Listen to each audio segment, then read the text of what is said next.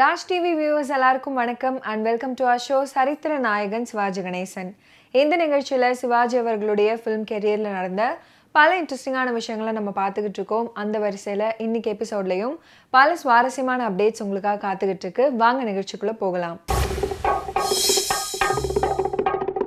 அன்னையின் ஆணை 1958 ஆண்டு வெளிவந்த தமிழ் திரைப்படமாகும்.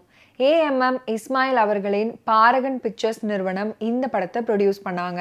CH நாராயணமூர்த்தி அவர்களின் இயக்கத்தில் வெளிவந்த இந்த திரைப்படத்தில் சிவாஜி கணேசன், சாவித்ரி, SV ரங்காராவ் ஆகியோர் முக்கிய கதாபாத்திரத்தில் நடிச்சிருந்தாங்க.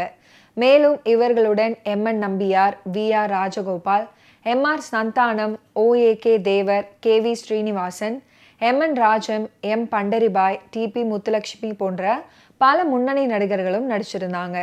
SM சுப்பையா நாயுடு அவர்கள் இந்த படத்துக்கு இசையமைச்சிருந்தாரு. அன்னையின் ஆணை திரைப்படம் வெளியாகி நல்ல வரவேற்பை பெற்றதுடன் சிறந்த திரைப்படத்துக்கான தேசிய விருதையும் பெற்றது அப்படின்றது குறிப்பிட்டு சொல்ல வேண்டிய ஒண்ணு.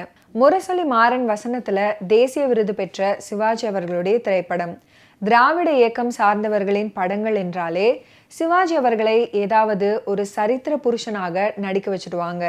நல்லவன் கெட்டவன் அப்படின்ற பிளாக் அண்ட் ஒயிட் கதையை தாண்டி கதம்பமாக நடிக்கக்கூடியவர் அப்படின்னு சிவாஜி கணேசன் ஒருவர் தான் இருப்பாரு. நல்லவனாகவும் வருவாரு, கெட்டவனாகவும் திரையில தோன்றுவாரு. அன்னையின் ஆணையில் நல்லவன் கெட்டவன் அப்படின்னு ரெண்டும் கலந்த கலவையாக நடிச்சிருப்பாரு. அன்னையின் ஆணைய தெலுங்கு திரையுலகை சேர்ந்த நாராயணமூர்த்தி அவர்கள் இயக்கியிருந்தாரு. படத்தின் கதை ரொம்பவே எளிமையானது.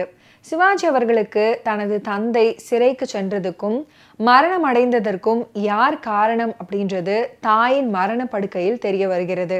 வில்லனை பழிவாங்க வேண்டும். இதுல தான் ட்விஸ்டே. சிவாஜி அவர்களுடைய மனைவி சாவித்ரியின் தந்தை ரங்காராவ் தான் அந்த வில்லன். ஆனா மகளை பொறுத்தவரை நல்லவர். அன்னையுடைய ஆணையை நிறைவேற்ற ரங்காராவை கடத்தி சித்திரவதை செய்வாரு சிவாஜி அவர்கள். தனது தந்தை காணாமல் போனதற்கு காரணம் சிவாஜி அவர்கள் தான் அப்படின்றத சாவித்ரி அவர்கள் கண்டுபிடிச்சிடுவாங்க. அதுக்கப்புறம் அந்த விஷயத்த போலீஸ் கிட்ட சொல்ல போலீஸ் சிவாஜிய அள்ளி செல்லும். இதனிடையில் ஒரு பிணம் கண்டெடுக்கப்படும். அதிலிருந்து கிடைத்த தடயங்களை வைத்து அது ரங்காராவ் அப்படின்ற முடிவுக்கு வருவாங்க. செத்தது வாலி அப்படின்னா கொன்றது ராமன் தானே. ரங்காராவின் மரணத்தின் பழி சிவாஜி அவர்கள் மீது விழும். ஆனா ரங்காராவ் இருந்திருக்க மாட்டாரு. சிவாஜி அவர்கள் மீது கொலைப்பழி விழுவதற்காக இந்த நாடகத்தை ஆடியது நம்பியாராக இருக்கும். ரங்காராவுடைய பணத்துக்காக இதனை செய்வாரு.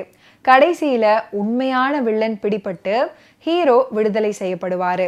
ரங்காராவ் குறித்த உண்மை தெரிய வந்ததுக்கு அப்புறம் சிவாஜி அவர்களுடைய நடிப்பு பிரகாசிக்க தொடங்கும். என் அப்பாவை என்ன பண்ணுனீங்க அப்படின்னு சாவித்ரி அவர்கள் சிவாஜி அவர்களை ஆவேசமாக பிடித்து உழுக்கும் போது அவருடைய மார்புல நகைக்கீரல் விழுந்துவிடும்.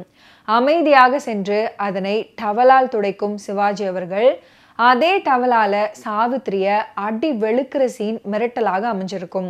நெகட்டிவ் சாயல அப்படியே கொண்டு வந்திருப்பாரு நடிகர் திலகம். அதே போல மனைவி போலீசார் முன்னால் ஸ்டைலாக சிகரெட் பிடித்தபடி தான் செய்த குற்றத்திற்கான காரணத்தை விளக்குமிடம் இன்னொரு சிறந்த காட்சி. அன்னையின் ஆணை படத்துடைய வசனங்களை முரசொலி மாறன் தான் எழுதியிருப்பாரு. உணர்ச்சிகரமான இடத்துல கூட நாடக தமிழை தவள விட்டுருப்பாரு. இன்றைய காலகட்டத்திலிருந்து பார்க்கையில இது தேவையா அப்படின்னு தோணும். ஆனா அன்று இந்த வசனங்களுக்கு தான் கைத்தட்டி இருப்பாங்க. இந்த படத்துக்கு சிறந்த தமிழ் படத்துக்கான தேசிய விருது கிடைத்தது. அன்னையின் ஆணை படத்துல வரும் சாம்ராட் அசோகன் நாடகமும் பிரபலம். வசனம் முரசொலி மாறன். அந்த வசன புத்தகமும் ஓரணா விலையில விற்பனையில சக்கை போட்டது.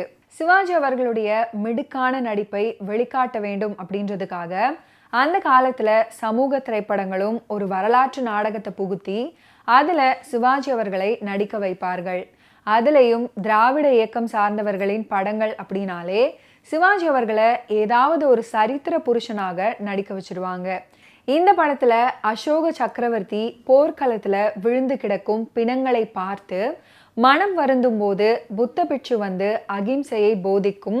புத்த மார்க்கத்தின் பால் அவர் மனதை திருப்பும் காட்சியை நாடகமாக்கி இருப்பாங்க. சாம்ராட் அசோகனாக இதுல சிவாஜி அவர்கள் வழக்கம் போல கர்ஜித்திருப்பாரு. ஓகே வியூவர்ஸ், இன்னைக்கு நிகழ்ச்சியில் நடிகர் திலகம் சிவாஜி கணேசன் அவர்களுடைய ஃபிலிம் கெரியரில் நடந்த பல இன்ட்ரெஸ்டிங்கான விஷயங்களை நீங்கள் பார்த்து தெரிஞ்சிருப்பீங்க. மீண்டும் அடுத்தடுத்த எபிசோட்ஸில் சந்திப்போம். நன்றி, வணக்கம்.